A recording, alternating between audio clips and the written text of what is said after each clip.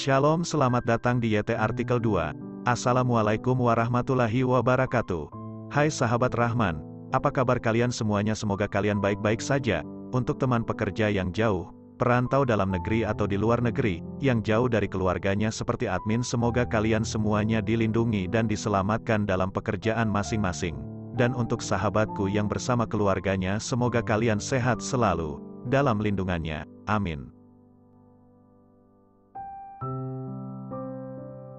Episode 181-182. Kisah seorang cleaning service yang ternyata anak orang kaya. Apa jangan-jangan Kak Rahman sudah menyinggung perasaan keluarga Raffi? Dalam hati Supri terkejut. Keberadaan Sahrul benar-benar sangat besar. Meskipun Rahman juga terlihat bagus, tetapi menurut dia, keberhasilan Rahman ini, di mata keluarga Raffi, adalah sampah.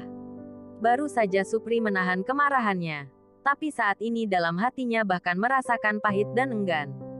Karena Sahrul yang membawa orang-orang untuk datang menghancurkan supermarket, pasti ingin menghancurkan dengan tidak bercela sedikit pun. Tidak peduli Rahman mau semarah apapun, dia merasa kebencian ini tidak dapat dibalas begitu saja. Pada saat ini, akhirnya dia mengerti kenapa polisi yang mereka panggil ke sini selama setengah jam ini pun, polisi tidak kunjung datang. Ini menjelaskan kalau mereka menyambut keluarga Raffi saat Sahrul dan yang lainnya baru saja pergi meninggalkan beberapa menit yang lalu. Rahman dan yang lainnya dan juga polisi datang dan hampir sampai bersamaan. Ada apa dengan supermarket kalian? Tanya polisi begitu datang dan menyadarinya. Supri melihat polisi. Dalam hatinya sangat marah terhadap para polisi ini. Meskipun supermarket ini dihancurkan secara tidak bercela sedikit pun. Tetapi kalau para polisi datang lebih awal, juga tidak akan dihancurkan sampai semuanya seperti ini kan. Dia tidak menghiraukan polisi, dan langsung berjalan ke arah Rahman dan yang lainnya yang baru saja turun dari mobil. Kak Rahman Wijaya, Sahrul lah yang membawa orang datang kemari untuk menghancurkannya, kata Supri. Sahrul, Rahman mengangguk-anggukkan kepalanya. Dalam sorotan matanya memancarkan hasrat ingin membunuh. Aku sedang bertanya pada kalian, siapa yang melapor? Dan ada apa ini? Tanya para polisi sambil berjalan menghampiri. Ekspresi wajahnya sangat tidak baik. Kapan kalian melapor? Tanya Rahman kepada Supri. Sudah hampir setengah jam lebih. Polisi baru datang. Ini semua pasti disengaja. Ketika mereka baru datang menghancurkan semua ini aku langsung melapor. Sudah setengah jam, tapi mereka baru datang sekarang, kata Supri. Rahman mengangguk-anggukkan kepalanya. Dalam hatinya sangat kesal. Dia balik bertanya kepada polisi, direktur kantor cabang kalian adalah Axel kan? Para polisi menatap Rahman dengan tatapan dingin. Dengan tidak senang berkata, kenapa? Jangan bilang kalau masalahmu yang hanya sepele ini harus membuat direktur kantor cabang kita yang turun tangan. Hei bro, apakah kamu merasa karena memiliki beberapa uang kotor saja jadi merasa sangat hebat, agar membuat kita menyukaimu? Kata polisi yang lain dengan mengejek dan menyindir. Rahman tidak mengatakan apapun, hanya mengeluarkan ponsel dan menelepon Jenderal Umar. Jenderal Umar adalah kepala kantor kota. Beberapa kepala kantor cabang semuanya dalam penguasaannya. Saudaraku Rahman, apakah mencariku untuk minum bersama? Tanya Jenderal Umar begitu telepon terhubung. Dan tertawa menggodanya. Sekarang dia masih agak merasa bersalah dengan Rahman. Pada dasarnya dia tidak tahu kalau Rahman sudah tahu seberapa banyak tentang tempat pemandian itu. Apakah dia sudah mengetahui atau belum semua rahasianya? Jenderal Umar, terakhir kali aku menyumbangkan uang 100 miliar kepada kalian. Apakah seperti ini perlakuanmu terhadapku? Kata Rahman Wijaya dengan menekan amarah yang ada di dalam hatinya. Jenderal Umar terkejut. Lalu dengan tidak yakin bertanya, saudaraku Rahman, apa yang kamu bicarakan? Saudaraku aku agak tercengang. Supermarketku yang ada di Yuzoda sudah dihancurkan orang. Karyawanku setengah jam yang sebelumnya sudah melapor. Sekarang orang kalian baru saja datang. Aku ingin bertanya, apakah mereka datang sekarang hanya untuk menertawakanku? Kata Rahman meskipun dengan menahan amarah. Tapi suaranya bertambah besar. Saudaraku, kamu tenang saja. Masalah ini aku akan memberikan kamu keadilan, kata Jenderal Umar begitu mendengarnya. Rahman adalah orang kesayangan Al-Bukhari. Bahkan dia pun tidak berani mengabaikannya. Tidak disangka orang yang ada di bawah penguasaannya ternyata berhadapan dengan Rahman. Bukannya ini cari mati namanya. Setelah menutup panggilan, Jenderal Umar bukannya merasa marah, tapi malah sebaiknya. Dalam sorotan matanya malah terlihat tersenyum. Axel, bisa dibilang aku hanya bisa mengkambing hitamkan kamu. Beberapa hari ini Jenderal Umar sedang berpikir bagaimana menyelesaikan hubungannya dengan keluarga Raffi, membersihkan nama baik dia dan pemandian Moonlight yang sudah ternodai. Tidak disangka Rahman yang menelepon ini malah memberikannya suatu inspirasi. Kebetulan sekali dia bisa secara adil dan terhormat menyalahkan semua masalah ini kepada Axel. Lagi pula Axel sendiri adalah orang dari keluarga Raffi. Masalah pemandian ini dia juga mempunyai tanggung jawabnya. Tetapi hubungan keluarga Raffi terlalu sulit. Untuk masalah ini harus memberikan bukti kepada Al-Bukhari. Menyuruh Al-Bukhari dengan sendirinya melakukan baru bisa mengalahkan Axel. Kalau tidak keluarga Raffi akan membalas dendam. Aku tidak bisa menanggung atas kemarahan dari keluarga Raffi. Dalam hati Jenderal Umar ada sebuah ide. Kedua matanya semuanya menyipit menjadi satu baris. Dia mengeluarkan sebatang rokok dan menyalakannya. Sambil merokok sambil mengatur pikirannya. Sampai pada dia selesai merokok, dia baru berdiri dan keluar. Lalu bersiap untuk pergi ke kota untuk mencari Al-Bukhari. Lanjut ke episode berikutnya.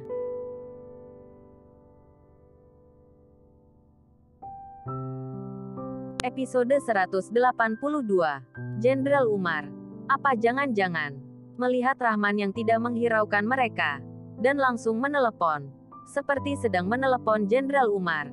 Dalam hati kedua petugas polisi itu semuanya langsung merasa deg-degan. Apakah jangan-jangan keluarga ini berteman dengan Jenderal Umar? Sebentar. Terakhir kali dia menyumbangkan uang 100 miliar. Astaga. Orang ini ternyata adalah orang kaya yang beberapa hari yang lalu menyumbangkan uang 100 miliar di kantor di kota. Oh tidak. Setelah ini takutnya akan terjadi sesuatu. Kedua orang saling bertatapan satu sama lain. Dengan tergesa-gesa langsung kembali ke kantor cabang. Saat ini di sebuah kafe, Axel yang mengenakan pakaian biasa sedang dengan seorang pria parubaya minum kopi. Pria parubaya ini bernama Doni. Adalah orang dari keluarga Raffi. Dia sedang menelepon Sahrul. Menyuruhnya datang untuk mentraktir Axel minum kopi. Axel biasanya banyak menerima hadiah dari keluarga Raffi. Meskipun hadiah-hadiah ini semuanya dikirim oleh bawahan dari keluarga Raffi, tapi juga mewakili niat dari keluarga Raffi. Jadi ketika keluarga Raffi ada urusan dan mencarinya, dia pasti akan mengerahkan seluruh tenaganya untuk membantu. Masalah menghancurkan tempat hari ini memang pada awalnya cukup serius. Dan juga selain karyawan supermarket yang melapor, banyak pejalan kaki ataupun para pembeli yang juga sudah melapor. Masalah seserius ini, mereka menahan dan tidak mengirim petugas polisi ke tempat kejadian. Kalau tidak ada hubungan yang pasti, Axel itu juga tidak akan berani untuk melakukan seperti ini. Bagaimanapun masalah ini terlalu buruk, saatnya tiba cepat atau lambat dia pasti akan mendapatkan hukuman. Tetapi sekarang bahkan dia sedikit pun tidak takut, karena dia percaya kekuatan keluarga Raffi. Percaya keluarga Raffi pasti akan menekan masalah ini. Pada saat itu juga, ponsel Axel berbunyi. Dia mengambil dan melihatnya. Orang di kantor cabang yang menelepon. Ketua Axel. Masalah ini agak rumit. Pihak lawan langsung menelepon Jenderal Umar di depan kita, kata seorang petugas polisi yang baru saja kembali ke kantor. Pihak lawan itu siapa? Dia kenal dengan Jenderal Umar. Tanya Axel dengan terkejut. Aku tidak tahu siapa. Tapi mendengar perkataannya dengan Jenderal Umar, sepertinya Jenderal Umar agak merasa takut dengannya, kata petugas polisi itu. Apa? Jenderal Umar takut padanya? Bukannya dia hanyalah seorang bos pemilik supermarket yang kecil kan? Axel merasa petugas polisi yang barusan kembali ke kantor ini sudah gila. Perkataan seperti ini pun dia bisa mengatakannya padaku. Iya benar. Kita samar-samar mendengar suara Jenderal Umar. Baiklah. Aku sudah tahu. Masalah ini biarkan seperti ini dulu. Dan selain itu suruh orang untuk mencatat transkrip catatan sudah begitu saja, kata Axel dengan acuh tak acuh. Lalu menutup telepon. Saudara Doni, apakah menurut kamu Jenderal Umar bisa takut dengan seorang bos pemilik sebuah supermarket kecil? Kata Axel kepada Doni sambil tertawa. Setelah menutup telepon. Bagaimana mungkin? Jangankan dia yang hanya seorang bos pemilik supermarket. Anggap saja dia seorang kakak dari putra 4 keluarga besar pun. Juga tidak akan bisa menyinggung Jenderal Umar, kata Doni sambil menggeleng-gelengkan kepalanya. Iya kan? Makanya aku merasa kalau petugas polisi ini pasti sudah gila.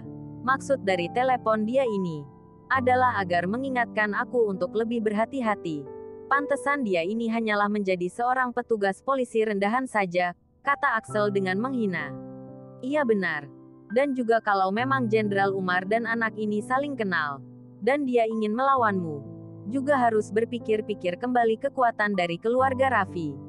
Orang yang ada di belakang layar keluarga Raffi ingin menyentuh Jenderal Umar. Seperti ini juga masih mempunyai ahli dan kekuatan untuk itu, kata Doni dengan percaya diri.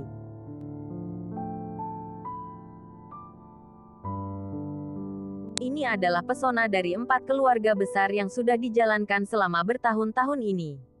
Anggap saja dia adalah seorang Jenderal Umar pun juga tidak akan berani dengan mudah menyentuh orang dari keluarga Raffi. Axel mengangguk-anggukkan kepalanya. Inilah salah satu alasan kenapa dia bersedia melakukannya demi keluarga Raffi. Karena kalau saja dia melakukan suatu hal yang sangat luar biasa, keluarga Raffi juga bisa memikirkan cara untuk melindunginya. Axel kembali ke kantor cabang dan bersiap mencari orang untuk bertanya-tanya tentang situasi di supermarket Sunley. Bagaimanapun orang ini sudah melapor.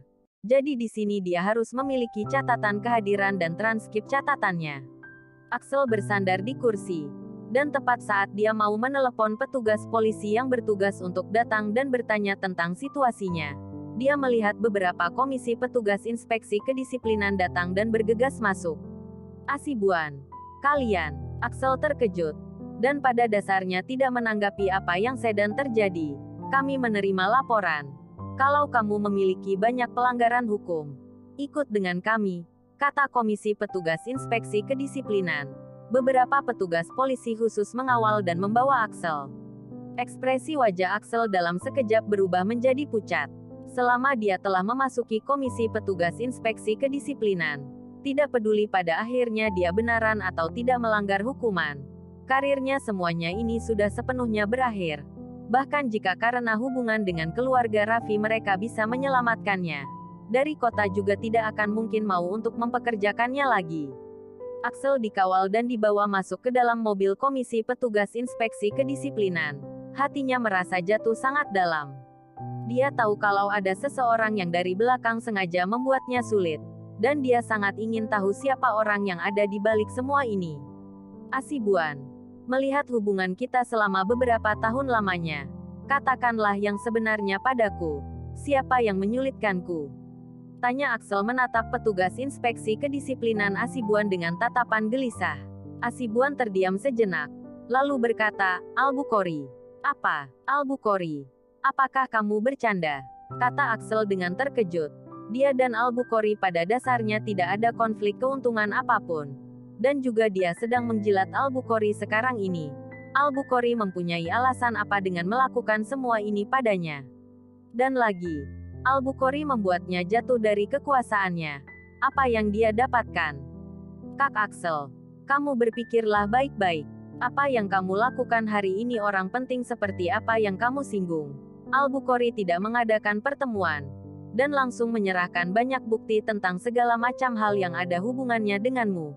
Dan juga kita semua merasakan kemarahan yang ada pada sorotan mata Al-Bukhari.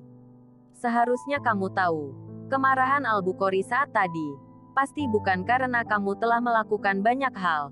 Pasti karena kamu telah menyinggung seseorang yang sangat penting yang ada hubungannya dengannya, kata Asibuan. Axel yang mendengar apa yang dikatakan duduk sebentar. Wajahnya menunjukkan keputusasaan. Lalu dengan bergumam berkata, bagaimana bisa dia memiliki hubungan sebesar ini? Aku sudah dibahayakan oleh Doni. Dalam sekejap ini, tiba-tiba dia mengerti. Alasan dia turun pangkat.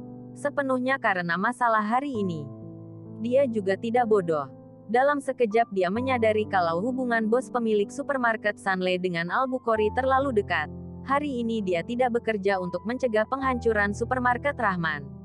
Dia langsung memohon kepada Al-Bukhari di sana. Al-Bukhari mulai melaksanakannya. Pasti ada banyak sumber kasus-kasus ilegal pelanggaran hukumnya yang terkumpul jadi satu. Dia. Itu siapa maksudmu? Tanya Asibuan dengan penasaran kepada Axel.